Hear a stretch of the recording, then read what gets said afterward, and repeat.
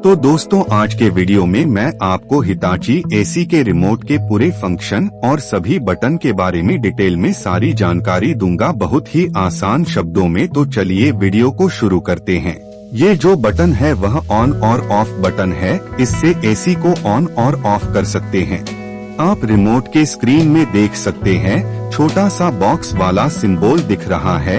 वह यह दर्शाता है कि आपके एसी का रिमोट ऑन है। उसके बाद अगला बटन है टेम्परेचर अप और डाउन बटन।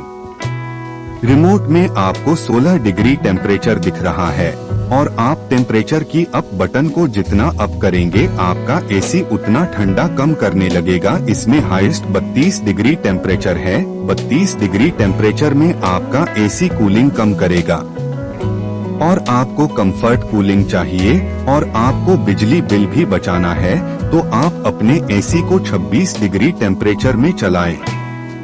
अगर आपको ठंड लग रही है तो आप अपने एसी को 27 डिग्री टेम्परेचर में रखें। इसमें आपकी एनर्जी सेविंग होगी। और अगर आपको 26 डिग्री टेम्परेचर में कूलिंग कम लग रही है तो आप अपने एसी को 24 डिग्री टेम्परेचर और 25 डिग्री टेम्परेचर में यूज कर सकते हैं। टेम्परेचर डाउन बटन को जितना डाउन करेंगे आपका एसी उतना ज्यादा ठंडा करेगा। इसमें लोवेस्ट 16 डिग्री टेम्परेचर है। 16 डिग्री टेम्परेचर में आपका एसी बहुत ज्यादा कूलिंग करेगा। उसके बाद अगला बटन है फैन। इंडोर यूनिट से जो हवा आती है उसके फैन स्पीड के लिए यह बटन है। यह 3 स्पीड में काम करता है, हाई, मीडियम और लो। आप अपने हिसाब से फैन स्पीड को सेट कर सकते हैं। फैन स्पीड हाई में रखने से रूम में कूलिंग बहुत जल्दी होगी और हवा जल्दी फैलेगी। उसके बाद अगला बटन है मोड। मोड 4 तरह से काम करता है, कूल, ड्राई, फैन और ऑटो। अब मैं आपको सभी मोड के बारे में ज्यादा डिटेल में बताता हूँ। यह एरो का निशान कूल में है। इसमें एसी कूल करेगा और इस मोड में रिमोट की सारी बटन काम करेगी। उसके बाद मोड बटन फिर से प्रेस करेंगे तो ड्राई मोड आ जाएगा। ये ड्राई मोड आप बारिश के मौसम में यूज कर सकते हैं। बारिश के मौसम में बहुत ज्यादा ह्यूमिडिटी होती है और रूम में चिपचिपी सी गर्मी होती है, तो एसी को ड्राई मोड में यूज करने से वह ह्यूमिडिटी दूर हो जाती है। उसके बाद मोड बटन फिर से प्रेस करेंगे तो फैन आ जाएगा। मान लीजिए आपके रूम में फैन नहीं है और आपको एसी की कूलिंग नहीं चाहिए और आपको सिर्फ एसी का फैन यूज करना है, तो आप फैन मोड यूज कर सकते हैं। इस मोड में एसी कूलिंग नहीं करेगा, सिर्फ फैन चलेगा। उसके बाद मोड बटन फिर से प्रेस करेंगे तो ऑटो आ जाएगा।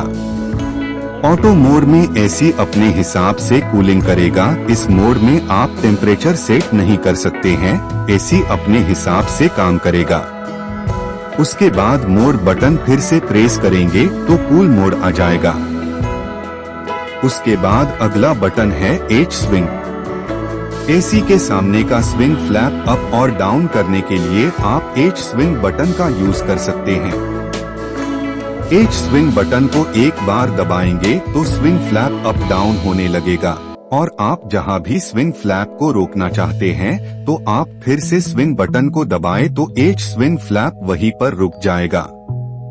अगला बटन है फिल्टर।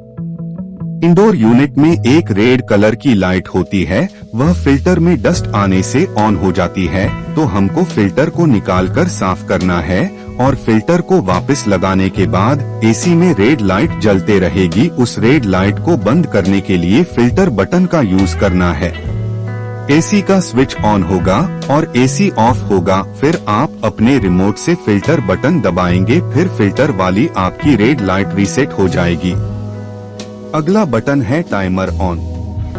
टाइमर बटन को दबाने से 0.5 आधे घंटे का टाइमर आ जाएगा। आप टाइमर को आधे घंटे से लेकर 24 घंटे तक अपने हिसाब से टाइम सेट कर सकते हैं। बस आपको एसी को दिखाकर टाइमर सेट करे तो टाइमर अपने आप सेट हो जाएगा। टाइमर को बंद करने के लिए आपको टाइमर ऑफ बटन दबाना है तो टाइमर ऑफ हो जाएगा और आप रिमोट के ऑन ऑफ बटन को भी दबाकर टाइमर बंद कर सकते हैं। आप रिमोट में देख सकते हैं 2 छोटे छोटे होल दिख रहे हैं।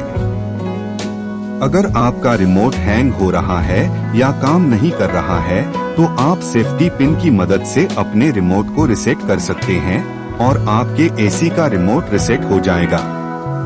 और लॉक बटन को पिन से प्रेस करेंगे तो रिमोट लॉक हो जाएगा, जैसा कि आप देख सकते हैं। उम्मीद है मेरे द्वारा दी गई जानकारी आपको समझ आ गई हो, तो मेरे वीडियो को लाइक और मेरे चैनल को सब्सक्राइब जरूर कर दें।